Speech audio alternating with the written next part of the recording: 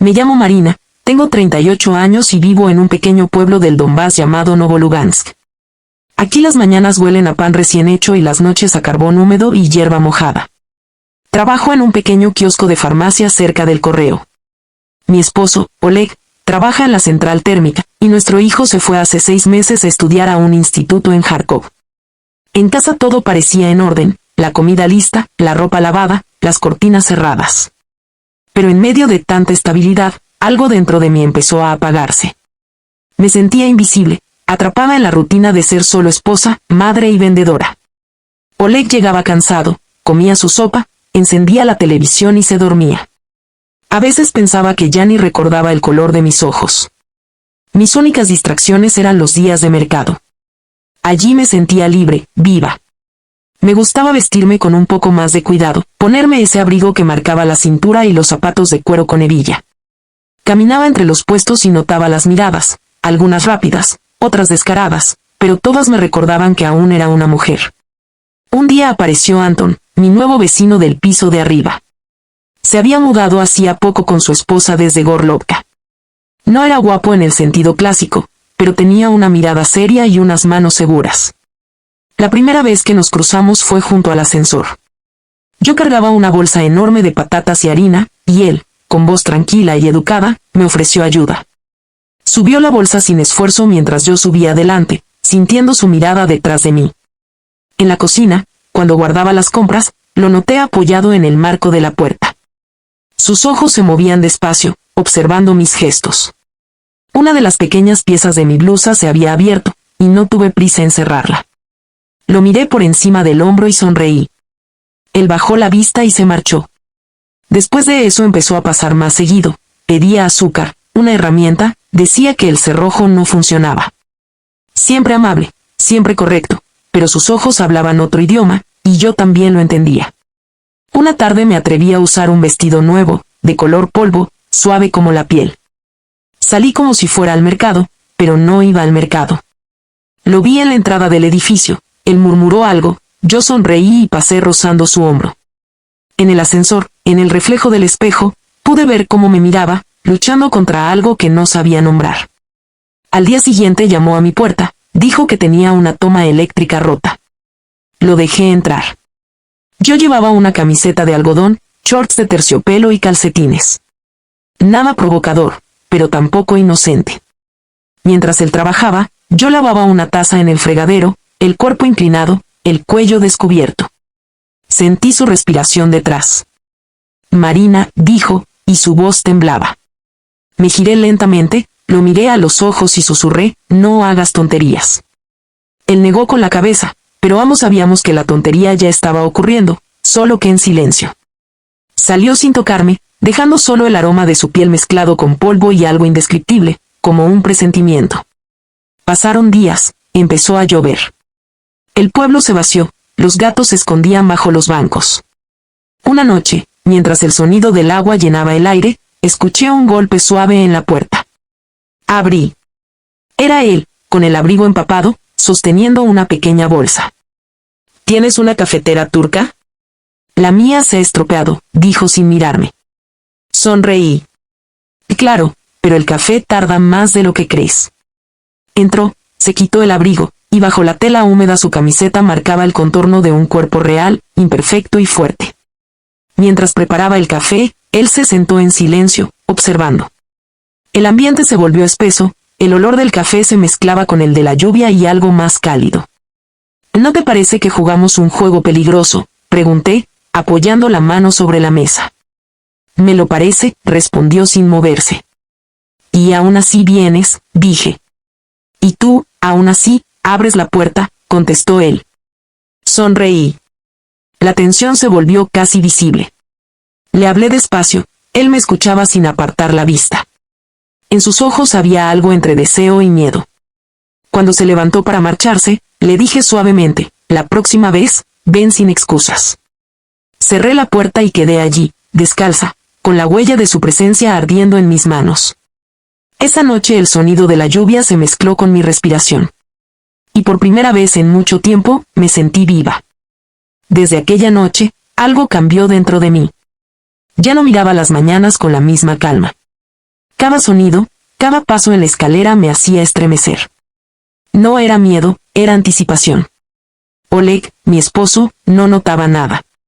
Seguía viviendo dentro de su rutina, trabajo, comida, televisión, sueño. A veces lo observaba dormir y pensaba en lo fácil que era mentir con gestos cotidianos. Le servía el té, le planchaba la ropa, sonreía cuando él hablaba del clima, pero mi mente estaba en otra parte. En cada silencio del día, escuchaba una voz que me llamaba desde el piso de arriba. Anton no volvió enseguida. Pasaron casi 2 semanas de un silencio insoportable. Yo lo veía desde la ventana, salía temprano, cargando una caja de herramientas, sin mirar hacia mi lado. Fingía no verme. Pero en una pequeña ciudad como la nuestra, los caminos siempre se cruzan. Una tarde, cuando fui al mercado, lo encontré junto al puesto de verduras.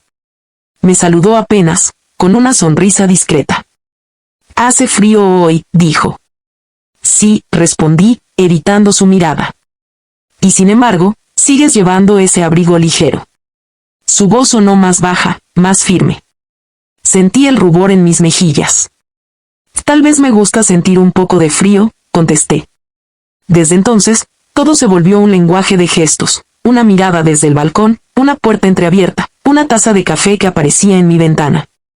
Ninguno se atrevía a hablar demasiado. No era amor, ni siquiera pasión completa. Era algo suspendido en el aire, imposible de nombrar. Una noche, mientras Oleg estaba de turno, escuché pasos en la escalera. No era raro, pero mi corazón empezó a latir tan fuerte que creí que se escuchaba fuera de mi pecho. La puerta se abrió lentamente. Era él. Sin palabras, sin sonrisa. Solo se quedó allí, bajo la luz débil del pasillo, con una expresión que no sabría olvidar. Nos quedamos frente a frente, en silencio. El reloj marcaba las 11 y el sonido del viento golpeaba los cristales. Quise decir algo, pero las palabras se negaban a salir. «No vine por café», murmuró al fin. «Te lo sé», respondí. Dio un paso, luego otro. La distancia entre nosotros desapareció como si nunca hubiera existido. No hubo promesas, ni besos, ni confesiones. Solo el peso de una decisión que ya estaba tomada. Afuera, la tormenta se hizo más fuerte, y dentro, el aire se volvió tan denso que casi podía tocarse. Cuando amaneció, el mundo seguía igual, pero yo no. Me senté junto a la ventana con una manta sobre los hombros. En la calle, los vecinos barrían la nieve. Todo parecía tan normal que dolía. Anton se había ido sin ruido, como si nunca hubiera estado allí. Pero su taza seguía sobre la mesa, vacía, fría. La guardé en un estante alto, detrás de los platos que Oleg nunca usa. Fue mi manera de esconder lo que no podía borrar. Los días siguientes fueron lentos. El invierno llegó con su silencio blanco. Oleg volvió a su rutina. Yo cocinaba, reía cuando debía, pero en las noches, cuando el viento soplaba fuerte, el recuerdo regresaba con la misma claridad de aquella madrugada. A veces subía al piso de arriba fingiendo que iba a pedir sal, pero su puerta ya no se abría. Dicen que se mudó a Dnipro, que consiguió trabajo allá. No dejé que nadie me lo confirmara. Preferí creer que seguía cerca, en alguna parte. Una tarde, al volver de la farmacia, vi a Oleg en el porche.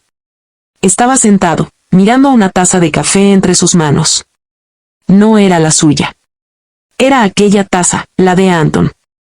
La reconocí al instante. El aire se detuvo. ¿Dónde la encontraste?, pregunté, fingiendo calma. En el estante de arriba, dijo él, sin apartar la mirada. Y no sabía que te gustaba tanto el café de otros, añadió con una sonrisa triste. No supe qué responder. Durante unos segundos, pensé que todo se derrumbaría. Pero no dijo más.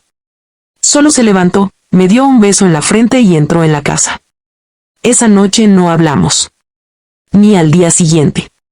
Pero en su forma de mirarme, había algo distinto. No odio, no reproche. Solo un cansancio profundo, como si entendiera que algunas verdades duelen menos cuando se callan. El invierno terminó.